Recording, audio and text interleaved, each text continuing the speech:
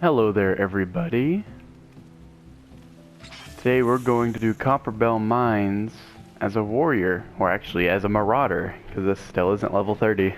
I'm probably just going to continue saying that because it's just habit. Just waiting on this other DPS here. So I have two shoutouts, I guess, even before we start the dungeon. We have Nora Bell, which is actually Cassie Bell, except this is her alternate character. One of her alternate characters. And then also Rumor Tally, who you've seen at least one or two times before, I think.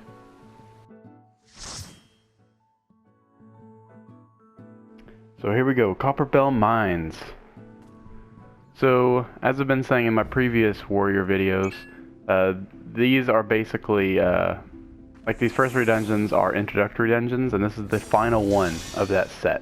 So this one, again, not going to be very punishing if you can't do mechanics very well. Not very punishing if you die, all kinds of stuff. Like, it's not really that hard. But of course, I'll still cover it.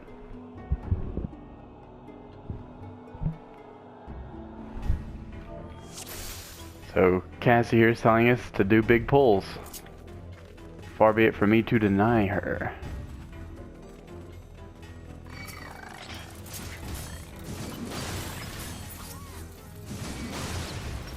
Well, right off the start, we just have these three enemies here. You can't really pull any more than this because that door behind you there is locked. So you just gotta take out these three guys. So basically, I would just cycle between them and use your heavy swing skull thunder combo. Build up aggro.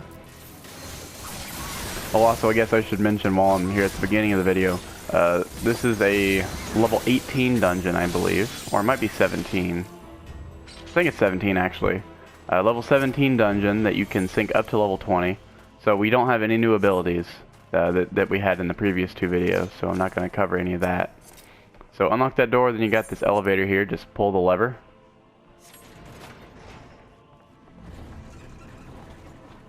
Get some high jumps in, smash our head into the ceiling there. Okay. So here we can pull quite a bit more. We got an open area. So Cassie said to pull a lot, so I'm going to pull a lot. First get these two guys. I may have two more here. You don't have to go in that room there, you can just completely pass by it.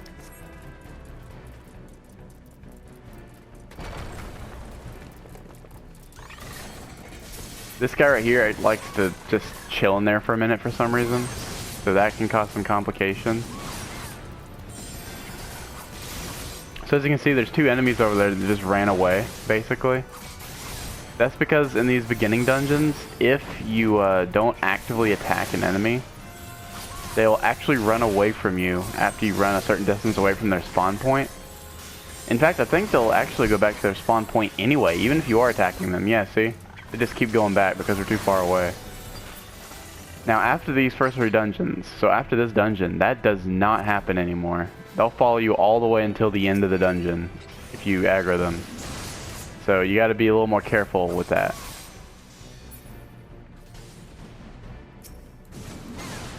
So honestly, I could just run from here to the end of the dungeon probably and not even have to kill much of these enemies because they just run back.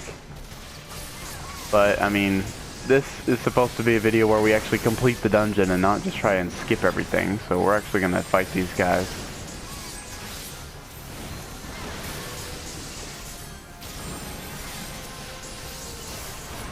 So I'm just doing the same thing I was doing in that first room, just cycling between them all and using my tank combo. This guy kind of walked in on that bridge there, walked in behind us. So yeah, at these lower levels, there's really not a whole lot to do. As you can see, I'm pretty much only using my aggro combo, every once in a while using the maim combo. But yeah, for the most part, there's really not a whole lot to do in these first few dungeons. That's okay.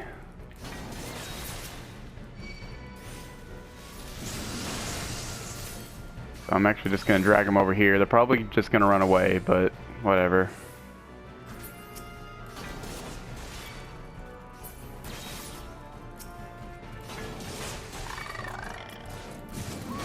There we go.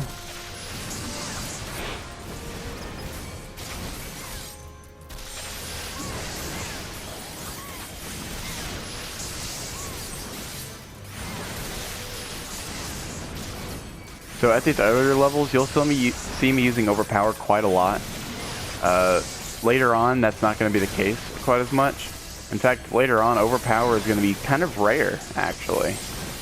Like when I initially start the pull, I'll use Overpower just to grab all of their aggro. And then after that, I'll have another move right here called Steel Cyclone. I think I mentioned that in one of my previous videos as well. But Steel Cyclone seriously helps with keeping aggro, and you don't have to spam Overpower over and over, which is a very heavy TP use. It's 120 per use, so you can run out of TP extremely quickly if you just keep spamming that over and over. So right here, there was a fire sand up there, and on that little platform back there, you might have seen it as I walked by. You have to grab both of those, and you just throw them there in a pile in front of the door, and then interact with that switch there.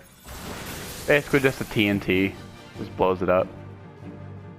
So this boss, you can put quotes around boss because it's barely considered a boss even. I mean, it spawns a bunch of these extremely weak enemies for probably a solid minute to a minute and a half. It'll just constantly spawn these really weak enemies.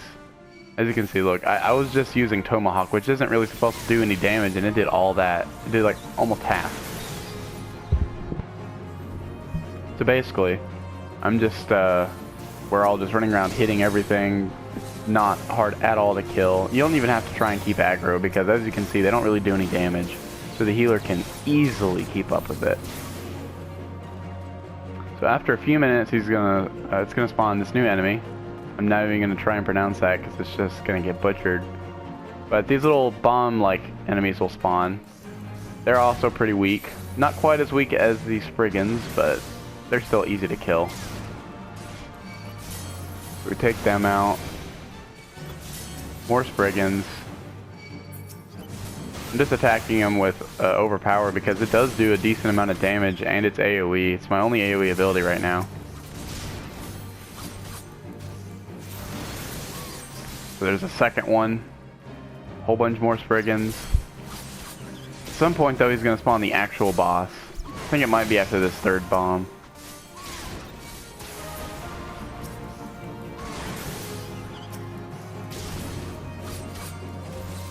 Yeah, there he is. Kodos, something like that. This is the actual boss, I suppose. He's still not really considered much of a boss. His health is extremely low. Yeah, just tank this guy like any other enemy. As you can see, he's dying very quickly.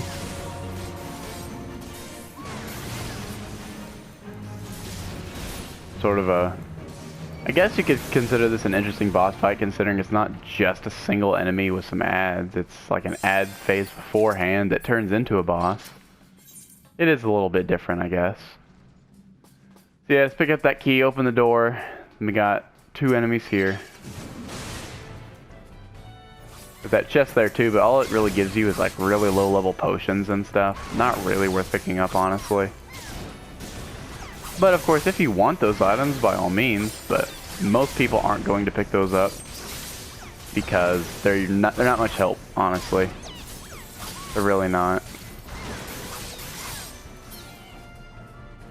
Even in the late game dungeons, like the level 70 stuff, it just gives you like high elixirs. Which, I mean, sure, they're cool and all, but you can only use them like once every 5 minutes. And it restores like 10% of your HP or something like that. It might be a little more than that, but it doesn't heal you all that much considering it has a 5-minute cooldown. It's kind of a one-time use thing in a combat instance. So these enemies are a little weird. We are just going to have to kill these two guys right here, because if we run into either the left or right room, they're going to come back to the center. And we have to kill these guys at some point because we have to go through that door right there. Or I say door, it's a wall, but we're going to blow that wall up just like we did the previous wall.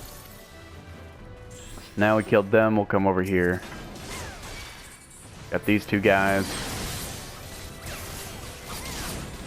So the reason they marked that blasting cat first is because he's a bomb, and he's going to blow up once he's at low health. But we actually killed him fast enough that he couldn't even do it, so there is that.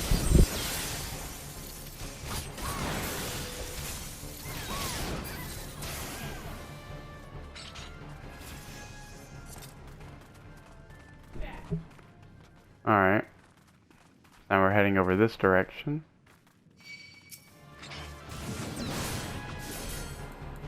Three guys over here.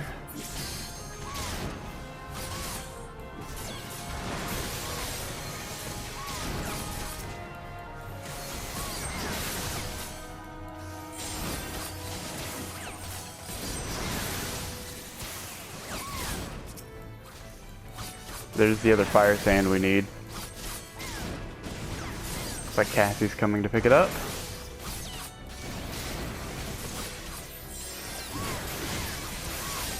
And that's all she wrote for those guys. It's now exactly the same as the previous door. You just throw the fire sands right here. And you blow them up. They don't do any damage to you, so you can just stand right on top of them. It doesn't really matter. There's this fire sand here right off the bat. Grab that. And then this boss. This boss also has an interesting mechanic here. Icarus Ire. So as the tank, what we're going to want to do is just sit in one place, pretty much right here, and just tank him over and over. And everyone else will take care of the rest. So here, I'll actually grab this blasting cap too.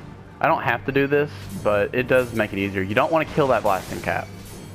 You just want to get its aggro, and then sit here and attack the Icarus Ire again. And you want the blasting cap to blow up with the boss inside of its blast radius. And as you saw there, it splits into two. So now we have two of these guys to tank. Not very difficult. And I'll try and show you what everyone else is doing. Cassie there standing next to that switch. So there it is. It just popped up. So once it pops up, they'll interact with it. They'll spawn another blasting cap. We'll bring it over here. Remember, never to kill the blasting cap. You don't want to do that. Now I'm just going to tank him here, right here, and he's about to blow up. There he goes. And boom. Now we have 4. So I guess you can probably catch on what's actually happening here. Every time he splits, I do more damage to each individual one. So at some point, we'll have separated him enough times to actually kill him. And that, we actually only have to do it one more time. And then he'll be in 8 pieces, and then we can kill him. Probably using overpower a little too much. I don't really need it all that much for this fight, considering. So I'm actually just going to sit here, because I have plenty of aggro on them. So, boom, they're going to blow up. And since overpower is the only AoE ability we have, I'm just going to go ahead and use it a couple times for the damage. And there you go, that's that boss fight.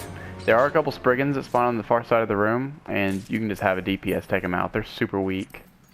I don't even need that. I don't know why I even opened it. So just like the previous 2 walls, throw down the fire sands, blow it up. Boom. So now here we are on the final stretch before the last boss. I'm going to go ahead and pull everything here.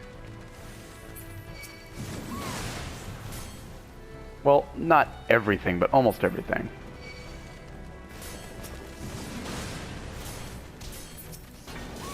Here we go.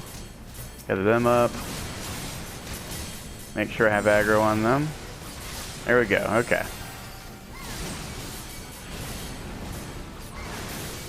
So if you're new to the dungeon, especially if you have a new healer or a new tank, or new tank, excuse me. We're the tank, obviously, but if you're coming through here as a tank and you have a new healer, you probably won't want to pull this big.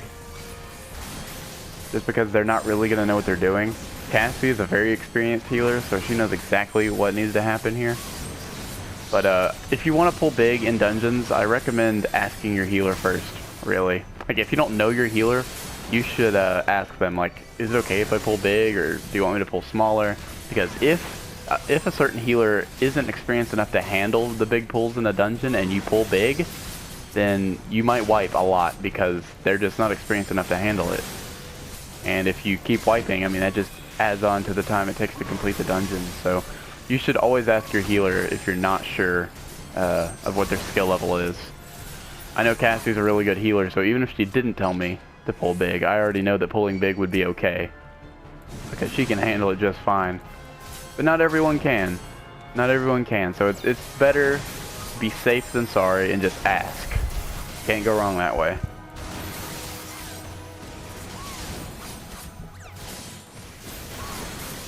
Anyways, these two enemies here are the final enemies before the last boss. And this boss is extremely easy. It's another boss where we can skip mechanics altogether. Just like the boss from Sastasha. So here we are. Gyges the Great, I guess. I don't actually know that's correct. Actually, I'm gonna wait. Looks like our thaumaturge back there is watching the cutscene. He must be new, and that's okay. We can wait on him. See, that's another thing you should pay attention to, I guess, as a tank. Before you start a boss, always make sure that your party is ready. You can even use this nice little feature here called Ready Check, and what it does is it brings up a little prompt for everyone, and they can choose if they're ready or not. And it puts a little check mark next to their name. So there we go, everyone's ready, so let's go. This boss is really simple. There is a mechanic, but we don't have to do it because we're fans of skipping mechanics. So we're just gonna drag him over here, right off the bat. No big deal, just attack him a couple times and just walk over here and he'll follow you. I guess in a future video I should maybe go over kiting enemies, because that's something you'll probably have to do at some point as a tank. So he's gonna break this wall. I'm actually gonna stand aside, because if you stand right in front of him when he breaks it, you'll take some damage, I think. So I'll just stand right here. Now that he's broken that wall, he's going to he's just going to attack you again like regularly. But now there's going to be some ads that come out of the wall there. And they're going to run across the room over there. I don't know if you can see. It's kind of hard to see there. But he's going to run over the other side of the room and attack the wall over there. And over time, more ads are going to spawn. And if that wall over there breaks, then a flood of enemies come to attack you. And it can get kind of nasty if that happens. But most of the time, if you just tank the boss, you just sit him over here and you just constantly deal damage, you'll kill him quite a while before he even gets to that point. So as you can see, he's about to die. And he's dead. So that's the end of that boss. We didn't have to do mechanics at all. So yeah, this dungeon in Sastasha, pretty easy to dodge mechanics. But this is the final introductory dungeon, so from this point forward it's actually going to get, I'm not going to say it's going to get harder really, because it's not, at least not right off the bat, but it does get more challenging. And also for the next dungeon, I believe we'll have a new skill, and that's always nice.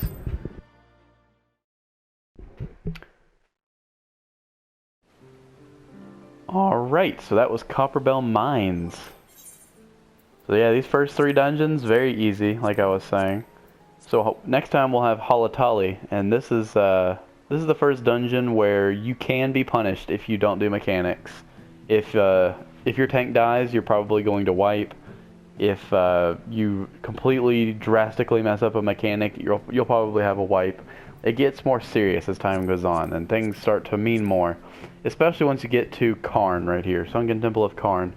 The level 35 dungeon. This one will really punish you if you don't do mechanics correctly or at all.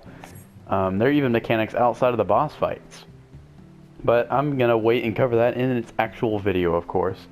So with that, that's going to wrap up Copperbell Mines. So thank you all for watching, and I'll see you next time for Halatali.